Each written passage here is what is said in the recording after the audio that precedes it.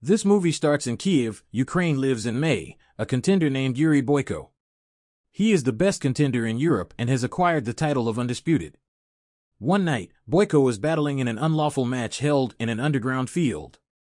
As the group cheers, he doesn't allow the rival to get a solitary hit on him. After a short, uneven battle, he kicks the rival in mid-air and takes him out. The scene changes to a maximum security prison in Russia. The inmates participate in fights for the guards and the warden's entertainment.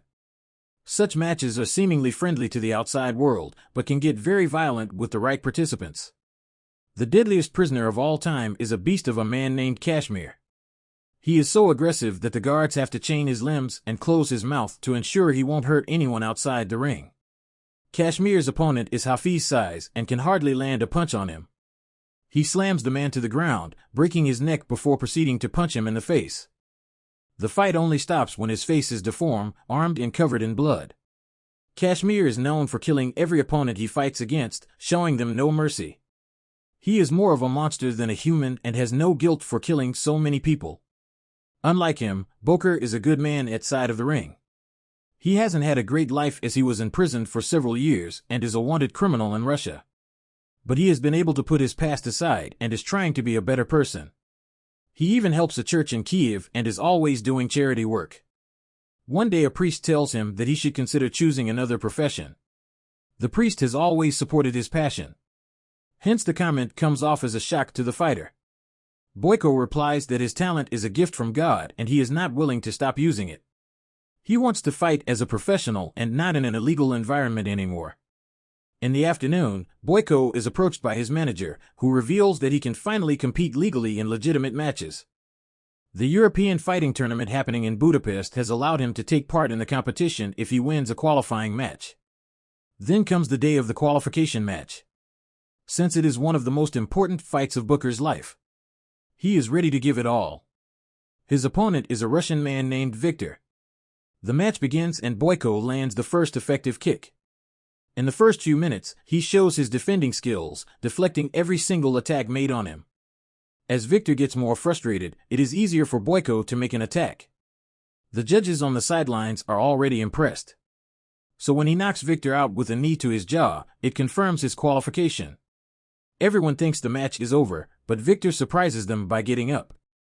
Seconds later, he is knocked down a second time, but he refuses to accept defeat.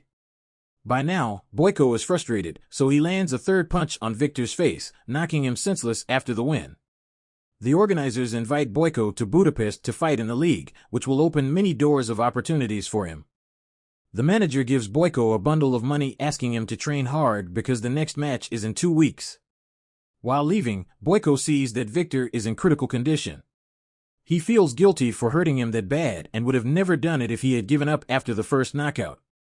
Boyka remembers the priest's advice and prays for Viktor's fast recovery. At night, he wakes up to a nightmare of him killing an opponent in the ring.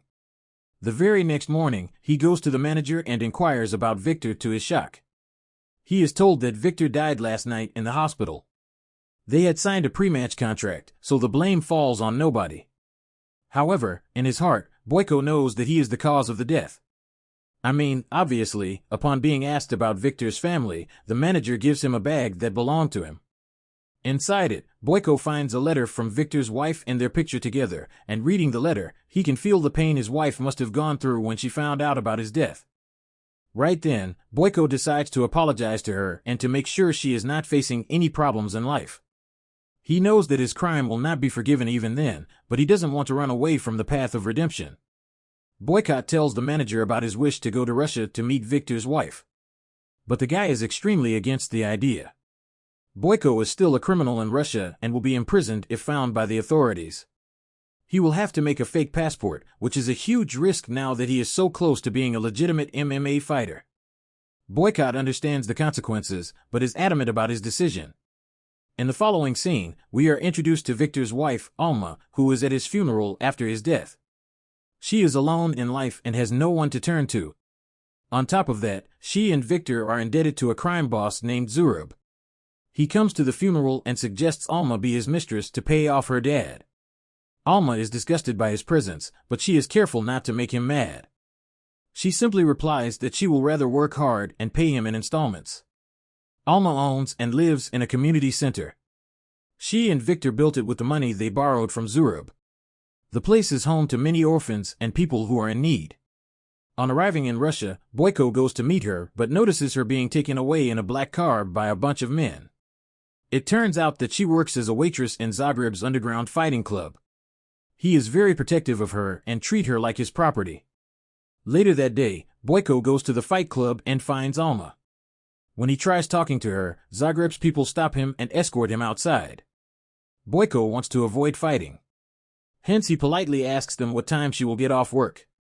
The gangsters attack him at the question, but are in turn taught a lesson for messing with a professional fighter. Zurab sees Boyko fight and is impressed by his skills. He has been needing a good martial artist in his club and wants to hire Boyko. However, the man argues that he is not here to participate in fights. He simply wants to meet the girl. Zurab offers to talk to Alma on his behalf, refusing to let him meet her. But Boyko yet again disagrees with him and walks away. After he is out of sight, Zurab asks his people to keep an eye on him. The following day, Boyko manages to sneak into the community center and meet Alma. He gives her Victor's letter and asks her if she is being forced to work at the fight club. Alma replies that she would like to work somewhere else but is bound by the debt. She then reads the letter and asks him if he saw her husband's last fight. Boyko comes clean, admitting that he was the last person Victor fought. He tries explaining that the death was an accident. But Alma refuses to listen to her husband's killer. Following the interaction, Boyko goes to Zurab and agrees to fight for him. However, in turn, he will have to forget all of Alman's dad. The deal is that Boyko has to win 3 matches against the opponent of Zurab's choice. The gangster also promises to keep him safe from the police and authorities since he knows he got into Russia using a fake passport. The next day, Alma meets Boyko to tell him she doesn't need his pity. She wants him to return home. But Boyko insists he is doing this for his own satisfaction. After that, he goes to a local gym to train for the matches but is bullied by a man. When the guy keeps on poking him, Boyko slams him down with a single kick. Then comes the day of the first fight. Boyko goes against a local fighter in an easy match. The rival manages to land a few weeks, but is proven to be weak in front of someone as good as Boyko. He manages to knock him down and is about to throw the last punch, but stops midway to his relief. The opponent accepts defeat so he doesn't have to hurt him further. After the fight, Alma serves some drinks. Boyko asks her if she is familiar with a nice local gym because the one he is going through right now doesn't live up to his standards. Alma thinks about it for a while before inviting him to use the gym in her community center. He trains there for the next few days and ultimately almost gets used to his presence because next match is a 2 versus 1 against a pair of brothers. He is shocked because he was never told about these rules. Zurab boasts that it is his arena and the fighters have to play by the rules. The match begins and Boyko struggles to defend against both brothers at the same time.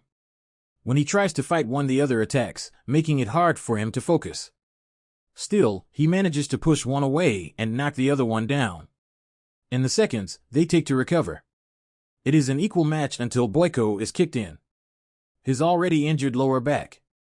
The pain is unbearable until he sees Alma in the audience and continues fighting. After that, he kicks both their asses and scores a double knockout. The crowd erupts into cheers. Has no one had thought he would win this match as well? The next day, Zurab goes to meet Alma and tries to flirt with her when she deflects his advances. He accuses her of sleeping with Boyko. He also riles her up, claiming that her husband's death wasn't accidental and that Boyko meant to kill him. Alma pretends to not believe him, but the comment bothers her. Meanwhile, Boyko, his manager from Ukraine, calls him back immediately because he has a press meeting for the fight in Budapest. Boyko asks him to postpone it, since he only has one last fight to win. Upon reaching his room, he finds Alma waiting for him. She urges him to tell the truth about her husband's death, and Boyko starts telling her about all the hardships he has faced in life. He reveals that the first half of his life was filled with misery, and the match against Victor was his only chance at getting a better life. He gave it all and won. But Victor's death took away a bigger part of him. He knows that accepting his help is very difficult for Alma, but he begs her to let him do what he has to at night. For the final match, Boyko goes against Igor Zurab, his best fighter who has been mocking Boyko since the day he arrived.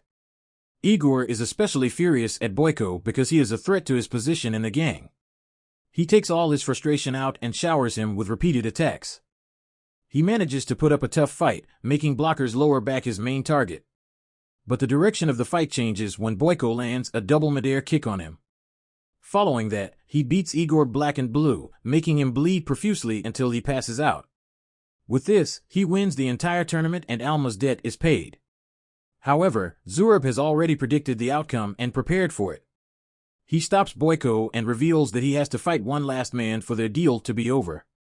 Boyko only has a few hours before his meeting in Budapest, which is very crucial for his career. But he doesn't want to leave without saving Alma. Hence, he asks the manager to wait until the next morning and gets ready to fight the final champion. The opponent is Kashmir, the beast who has fought and killed all of his opponents in the Russian prison. He is brought into the arena in chains because of his violent nature. The fight starts, but Boyko is already too tired. He tries his best, but his attacks seem to do Kashmir little to no harm because of his physique.